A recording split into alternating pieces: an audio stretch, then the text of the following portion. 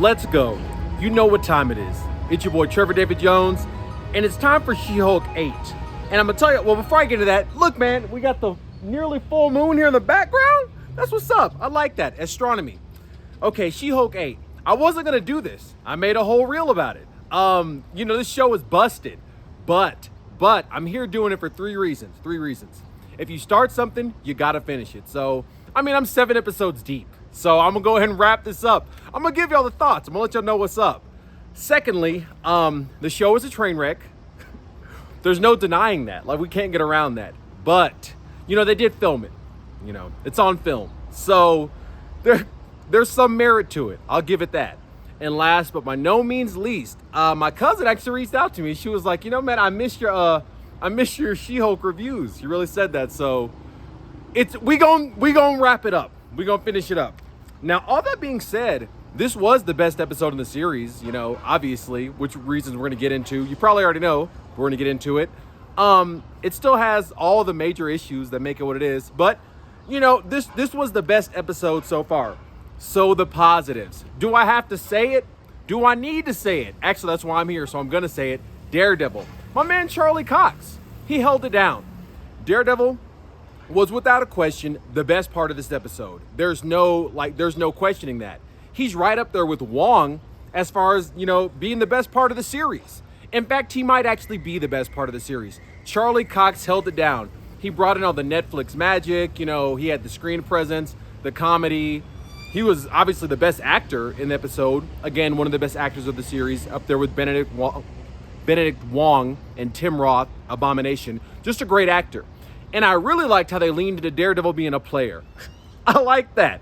Anyone who knows the comics, if you know the character Daredevil, you know what he's about. He's out here making moves. And they threw that in there in this particular episode, maybe even more so than the Netflix series. It's just a part of who he is. So they highlighted all the things that make Daredevil. He brought his acting A game, he brought his acting skill to the episode. So it was great. There's nothing, I can't say anything bad about Daredevil. He's one of my personal favorite superheroes, so there's that. But as far as this episode, it was great. So, speaking of Daredevil, so when they get into the trial and he talks about, and they just slid it in there real quick. He's like, yeah, that doesn't matter anymore because the Sokovia Accords were repealed. Yo, that may have been the most important reveal of the episode. Maybe of the series. And they put that in She-Hulk? Bro. Y'all have seen the movies. You know what it's about. Civil War, Age of Ultron. The Sokovia Accords are a key, pivotal plot point of the whole MCU. Of all the movies. Like, the shield, Iron Man's chest. Come on, man. So for them to sneakily throw that in there that, they were repealed. And also, they were repealed. I didn't know that. Did you know that? No, you didn't. That's like a movie level reveal. So yeah, man, superheroes can act on their own again. They don't have to be sneaking around underground, like Captain America was pre-Infinity War. They can do their thing again, legally. That literally changes the MCU. That puts it back to where it was pre-Age of Ultron. So, to have a reveal like that so weighty in She-Hulk, that might have been the biggest takeaway from that was definitely the biggest takeaway from the episode. So yeah, Sokovia Accords repealed. Take that to the bank. All right. So moving forward a little bit, the first little battle between She-Hulk and Daredevil. It was cute. It was fun. It was well animated, but it was a little over the top. She-Hulk has superhuman speed. Okay, just like the Hulk. Not at the same level, to the same degree as the Hulk, but she's up there. So, Daredevil jumping around, running around She-Hulk's punches, literally couldn't happen. It's just not possible. It was fun to watch. It was a great fight. They put some effort into it. The CGI was looking good. It was sharp. It looked nice. But as far as actually being able to happen, nah, that's not how it goes down. And again, like I said earlier, I love Daredevil. But She-Hulk would one-shot Daredevil. Come on, man. And Daredevil's OP. He's powerful. But anyone with Hulk in their name, they're somewhere way out there. So it was cute. They put some effort into it, but nah. She-Hulk's got the speed. It would have been a one-shot, and that would have, he actually wouldn't have been able to detect with all his senses. He couldn't detect her coming at him. She's that fast. So, that was good. But nah, you ain't messing with She-Hulk or anyone, like I said, with Hulk in their name. So another thing about the fight, when Daredevil, reveals himself, he has on the yellow and red suit. It was good. It was good. Like I've said in nearly every one of my reviews, one of the best things they do is when they put in actual nods to the comics. That's what we want to see. We want to see things brought from the pages that we've read. Yellow and red suit is straight from the comics. I loved it. I prefer the all red Netflix suit. That man, they hit that mug straight out the park on that one. Beautiful suit, just the way it looks. It has the same design, basically the same construction, but the color code is different. So yeah, it was nice. It's always nice to see nods to the comics. I prefer the red, but this was good too. They did something different. That's what you want to see. Okay, so as her and Daredevil get more acquainted, Jen is starting to hang around superheroes, which is good. That was one of the best parts of the episode, beside Daredevil just being in it, literally Daredevil. The whole part of this whole show has been like her self-denial for whatever reason. I don't know. They wrote it in there. She's 8 feet tall, green, swole, like, what's there to deny? Like, vast superhuman strength. But that's been like, one of the themes of the series. But now she's hanging around superheroes, you know what I'm saying? And things are starting to, work out a little bit. I love to see that. That was great, those are her people now for sure. So that's good. She's getting to the self-acceptance vibe, all that. That's good. It was one of the major, they kind of snuck it in there a little bit, but it's one of the major takeaways and major positives from the episode. Okay, so skipping forward a little bit, at the gala, which was sketch, just on its own, she gets angry for, obvious reasons. I wasn't, happy that she was angry, but the good part about that scene was that she finally showed some emotion. For, I would say, literally the first part, the first time in the entire series. Because, even since the first episode, she's relied on kind of like a flat, like, expression, just not really expressing anything. Relying on, like, quips, a lot of quip type expression. It's like, blah, blah, blah. This was the first time in the series where something happened and, like, there was an actual reaction that showed that she's, like, a human, which was good. Obviously, as a Hulk, it's hard to describe her as like a human per se, because again, Hulks are somewhere, they're doing something else. But it showed that there's some blood in there, some guts, and that was good. It was obviously she showed her acting range, in CGI. But the point is, it was a real like human expression for the character of Jennifer Walters, and the circumstances were sketch, but that was good in and of itself. Just, and going forward to the end, when she's like apprehending a Hulk. Okay. You need like the Silver Surfer to do that. But anyways, so yeah, when they apprehended her, hands in the air, the cops couldn't stop her, but it was a scene for, someone, I guess. It just had to happen. But no cop can stop, anything with a Hulk in their name.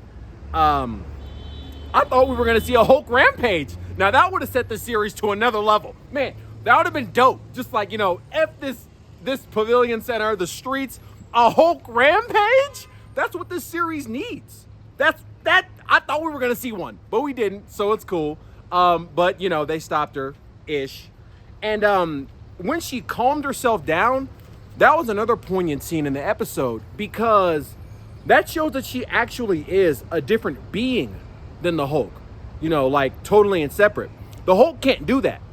He literally can't do that. If he's in Hulk mode, getting angry, bro, you have to like, if you nuke him, it's not gonna work. You have to use some sort of sufficient force that can like just somehow knock him out.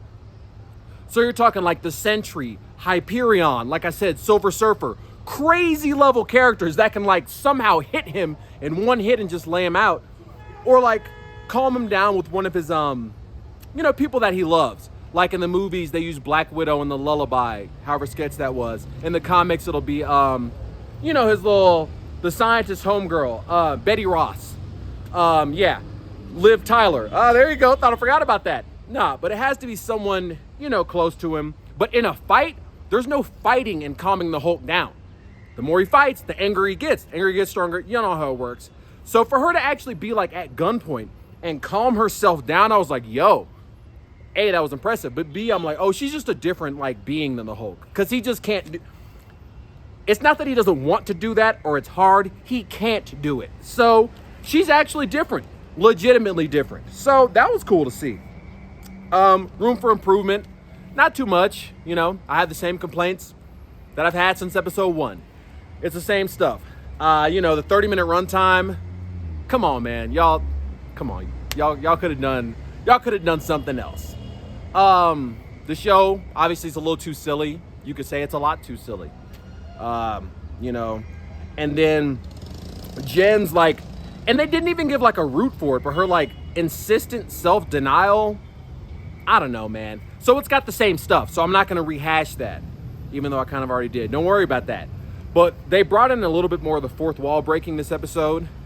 She does that in the comics. It's one of the main points, you know, of the She-Hulk comics. But in the show, it just seems unnecessary. You know, it's like, I don't know, it's weird. And they even tried to couch it by throwing in like a Red Hulk reference. Just, in acting terms, just stick to the script. Just read the lines. You know what I'm saying? Just do the show. So, yeah, I could do without the fourth wall breaking, but it's something they wanted to put in the show. So the rating, the overall rating. This episode gets a 3 out of 5. A solid 3 out of 5. And you know why. Daredevil. Charlie Cox. He held it down. Had the red and yellow suit on. He was being a player. Fighting. It was all the Daredevil stuff you want to see. It was great. You know, maybe the episode could have even gotten a 4 out of 5 in a vacuum, but it still got all the same elements of the whole show, so I got to give it a 3 out of 5. But hey, shout out Charlie Cox, shout out Daredevil. Great job. Glad he made his way into the episode. That was really good. So yeah, additional thoughts. This is the show that birthed the concept of me doing additional thoughts in these videos. This show started it. This show, because it's just so far out there.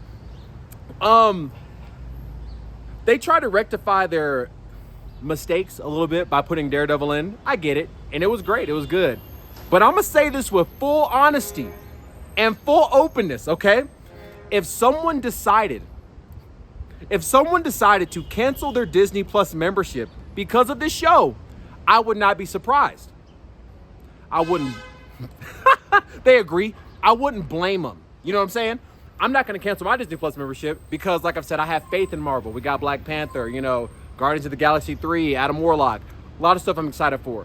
But if someone was like, yo, I'm over it, I wouldn't blame them because they don't have like 2+ sorry, a little dusty out here, decades of comic book reading holding them down. You know, I've got that.